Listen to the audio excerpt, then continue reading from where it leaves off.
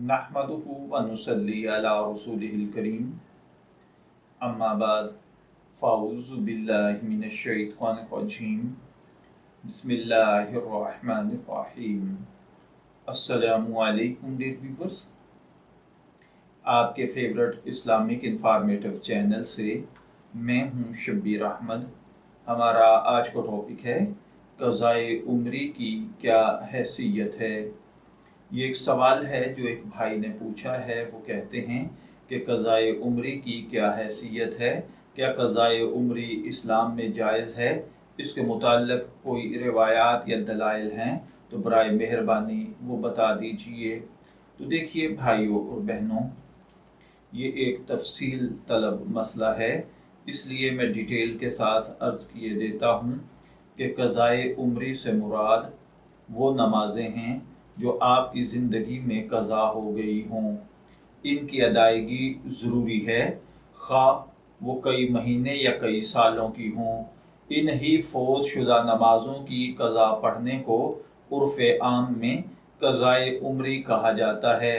यानी पिछली ज़िंदगी में जितनी भी नमाज़ें बीमारी की वजह से, गफलत की वजह से, मसरूफ़ियत की वजह से, सफ़र की वजह से या किसी और वजह से छूट गई हों तो उन सब की क़ज़ा पढ़ना क़ज़ाए उम्री कहलाता है। क़ज़ा नमाज की नीयत में ज़रूरी है। जिस नमाज की क़ज़ा पढ़ी जा रही है उसका मुकम्मल तयन किया जाए, यानी फ़लाँ दिन की फ़लाँ नमाज की क़ज़ा पढ़ रहा हूँ। मसलन पिछले जुमे के दिन की फ़जर की नमाज की क़ज़ा पढ़ रहा हूँ, लिहाजा अगर मुतय्यना तौर पर क़ज़ा नमाज़ों की तादाद और औकात का इल्म ना हो तो मुतय्यना तौर पर नियत करके एक एक करके नमाज क़ज़ा कर ली जाए। अलबत्ता अगर मुतय्यन तौर पर क़ज़ा नमाज का दिन और वक्त मालूम ना होने की वजह से इस तरह मुतय्यन करना मुश्किल हो तो इस तरह भी नियत की जा सकती है। मसलन जितनी फजर की नमाजें मुझसे क़ज़ा हुई हैं उनमें से सबसे पहली जो नमाज थी मैं उसको अदा कर रहा हूँ, या मसलन जितनी ज़ोहर की नमाजें क़ज़ा हुई उनमें से सबसे पहली ज़ोहर की नमाज अदा कर रहा हूँ। इस तरह बकिया नमाज़ों में भी नियत करें। इसी तरह पहली की बजाय आखिरी की नियत करें तो भी दुरुस्त है, यानी जितनी फ़जर की नमाजें क़ज़ा हुई उनमें से आखिरी फ़जर की नमाज पढ़ रहा हूँ, लिहाजा कई नमाजें क़ज़ा हों और उनकी तादाद और औकात मालूम ना हो तो अंदाज़ा करके गालिब गुमान के मुताबिक एक तादाद मुतय्यन करके मज़कूरा तरीके के मुताबिक नमाजें क़ज़ा करना, यानी उनको जो क़ज़ा शुदा नमाजें हैं उनको अदा करना शुरू कर दें।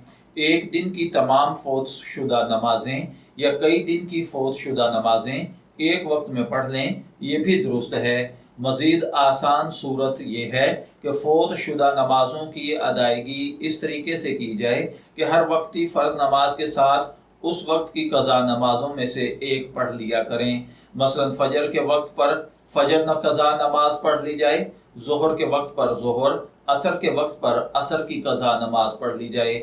जितने बरस जितने महीनों की नमाजें क़ज़ा हुई हैं उतने साल या महीनों तक अदा करते रहें। जितनी क़ज़ा नमाजें पढ़ते जाएंगे उन्हें लिखे हुए रिकॉर्ड में से काटते जाएं। इनसे इंशाअल्लाह महीने में एक महीने की, साल में एक साल की क़ज़ा नमाजों की अदायगी बड़ी आसानी के साथ हो जाएगी। दूसरे नंबर पर उसूल ये है कि हर वो नमाज जो किसी वक्त में वाजिब होने के बाद छूट गई हो उसकी क़ज़ा बहरहाल लाजिम है, चाहे इंसान ने जानबूझकर छोड़ी हो या भूलकर, या चाहे नींद की वजह से या किसी और वजह से, चाहे छूटी हुई नमाजें कम हों या ज़्यादा। कुरान और हदीस से ये बात साबित है कि मुसलमान को अपनी तमाम फ़ौत शुदा नमाजें और उम्रा की क़ज़ा करनी चाहिए। अहादीस मुबारका में वाज़ेह तौर पर यह उसूल बयान हुआ है। जिस शख्स की नमाज गफलत या सोने की वजह से छूट जाए तो उसको क़ज़ा ज़रूर करे। इसके अलावा अहादीस मुबारका में قرآن مجید کی آیات مبارکہ میں بھی اللہ تعالیٰ نے اس بات کی طرف اشارہ فرما دیا ہے کہ یہ آیت غفلت کی وجہ سے فوت شدہ نمازوں کی قضا کو بھی شامل ہے۔ یاد آنے پر ان نمازوں اور عمرہ کی قضا کی جائے، محض توبہ و استغفار نمازوں کی ادائیگی کے لیے کافی نہیں ہے۔ اسی طرح جناب رسول اللہ صلی اللہ علیہ وآلہ وسلم نے اپنے عمل سے بھی اس بات کی تعلیم دی ہے کہ نماز قضا ہو جانے کے بعد اس کی ادائیگی ضروری ہے، محض توبہ و استغفار اور ندامت کافی نہیں۔ چنانچہ حدیث مبارکہ میں یہ واقعہ بڑی تفصیل سے ملتا ہے کہ آپ صلی اللہ علیہ وآلہ وسلم نے غزوہ خندق کے موقع پر فوت شدہ تمام نمازوں کی قضا پڑھی۔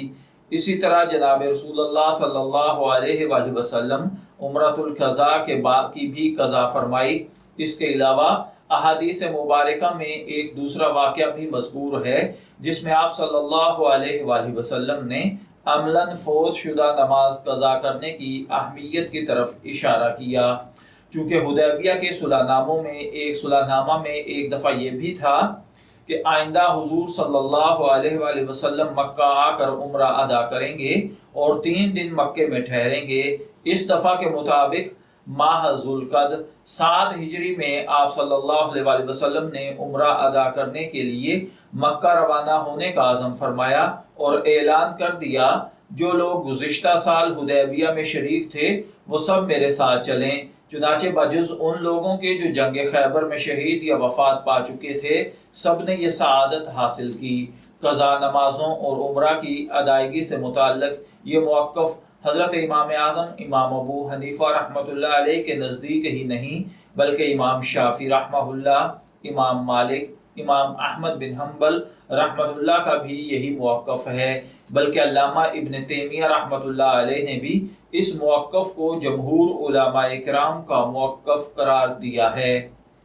تو اس کے علاوہ باقی جتنے طریقے بھی قضائے عمری کے رائج ہیں کہ فلاں رات میں اگر 40 رکعت پڑھ لی جائیں، فلاں رات میں اگر 4 رکعت اس انداز میں پڑھ لی جائیں، فلاں رات میں اگر یہ کچھ پڑھ لیا جائے، اتنی صورتیں پڑھ لی جائیں تو پوری عمر کی قضا نمازوں کا ثواب ملتا ہے، تو یہ سب کچھ غلط ہے۔ ایسے کسی بھی طریقے سے چھوٹی ہوئی نمازیں ادا نہیں ہوتی ہیں۔ چھوٹی ہوئی نمازیں قضا کر کے ان کو پڑھ کر ہی ان کا اعادہ کیا جا سکتا ہے اور اللہ کے ہاں ان سے سبکدوشی حاصل کی جا سکتی ہے۔ اس کے علاوہ کوئی اور طریقہ قرآن و سنت میں رائج نہیں ہے۔ اس لیے سنی سنائی باتوں پر عمل کرنے کی بجائے باقاعدہ جتنی نمازیں قضا ہو چکی ہیں ان کو ادا کرنے کا کوئی ترتیب بنا لی جائے۔ میں دعا گو ہوں کہ اللہ تعالی ہمیں ان باتوں کو سمجھ کر ان کے مطابق عمل کرنے کی توفیق عطا فرمائے۔ شبیر احمد کو اجازت دیجیے، پھر حاضر ہوں گے کسی نئے ٹاپک کے ساتھ۔ تب تک کے لیے اللہ حافظ۔